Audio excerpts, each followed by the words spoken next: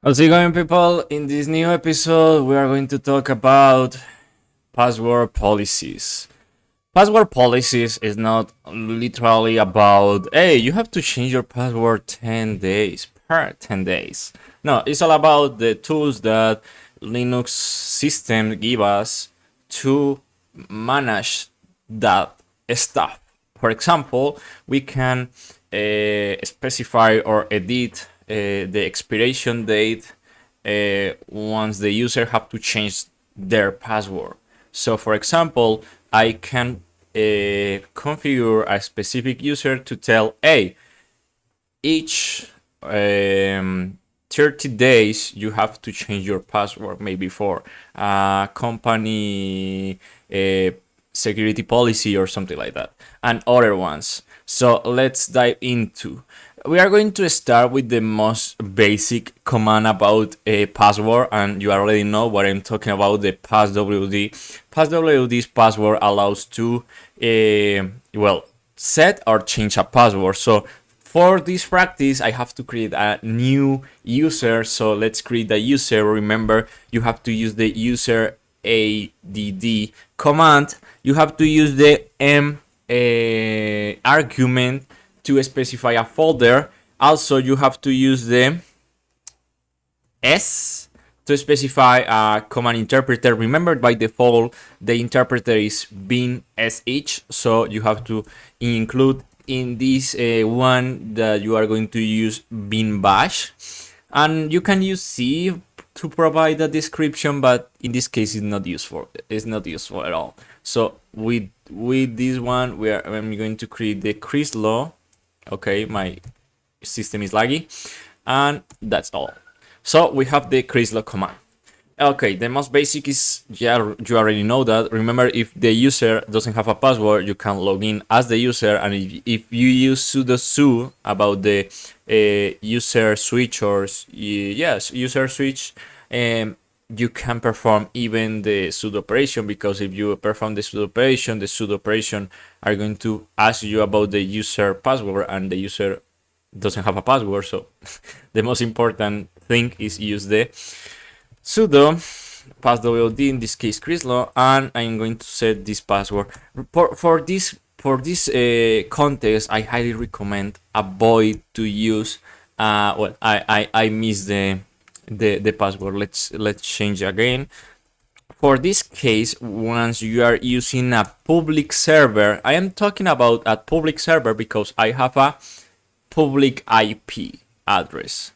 Everyone can interact with my server, not log in because they doesn't have my password, but they can maybe send requests or perform other operations. The most important is try to log in as a user.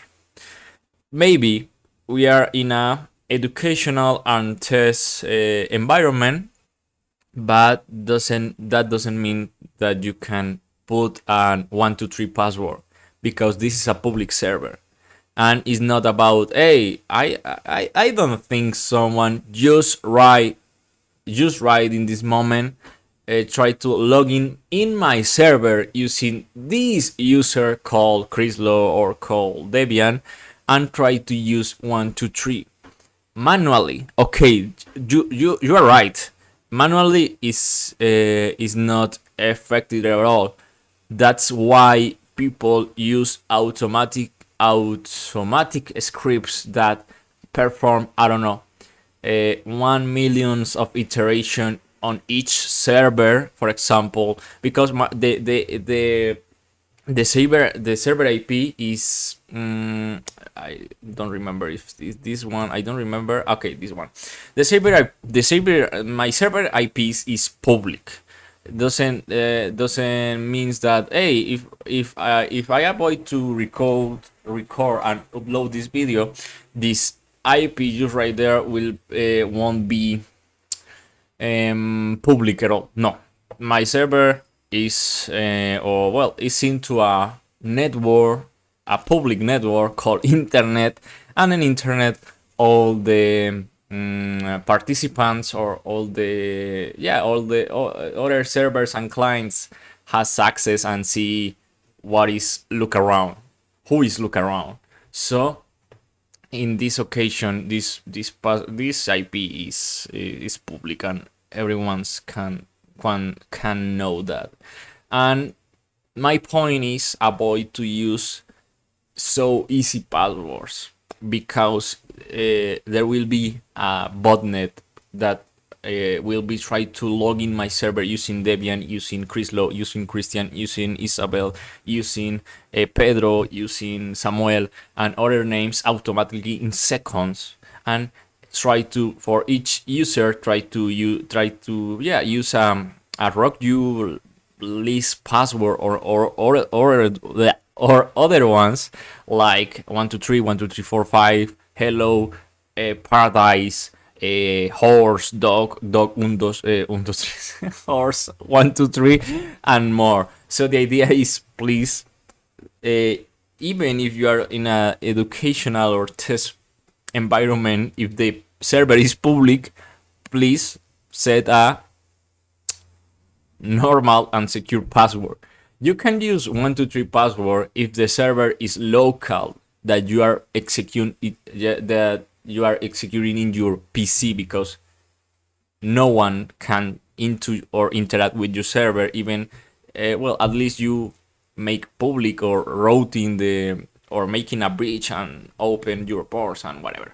But by default, a local server is local and no one can log in, even you. So in that case, you can use 123 password. But because this server is public, I have to set up a good password, because there is no Devops.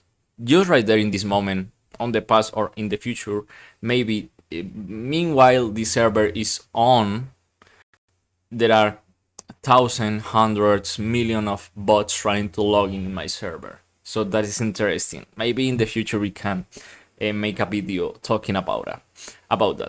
So once we talk about that, another password, or another command I recommend is use the the E param. The E param is useful once you create new users and you have to share that password through email, through SMS, WhatsApp, and maybe that's insecure, because once you share a password in a plain format, will be there is a chance that that password will be exposed. That's correct. So for example, if you are working as a server administrator in a school and you have to create accounts for all the students, and it's the first time you are going to do that, we already record how to create automatically X quantity about users, but also we use the E param, because the E param means that the actual password, it could be anyone, but try to use a inside quotation mark secure password. Even the password will be shared in plain format and it will be exposed. So use the slash, this one E. Why? Because the E will be expired immediately, the password, and once the user make the first login attempt, the server going to tell that user, hey, your password is expired, please create a new one. And this is so useful because, the responsibility about the password changed to the user, and the server administrator is not related at all if the user changed their password. So for example, let's expire the Chryslo's new password. So let's do this change, and as you can see, I don't have to add a new password because there are a new one already. So let's try to log in as Chryslo, and I want to see the command line, or the information command line I want where the server will display. So I'm going to use the password, and as you can see, we see you are required to change your password immediately. enforced by an administrator. Changing password for Crislo, and well, first of all, are going to ask for the current password. So the current password is this, and the new one, I'm going to use the same password, but this is so useful for that reason, because hey, these passwords are insecure, but it's the first login attempt.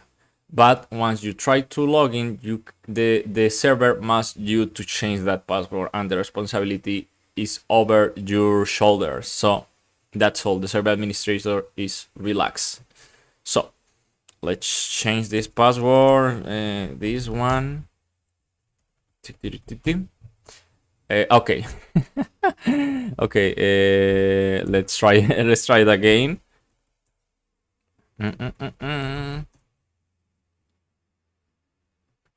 I have to repeat the same password 3 times.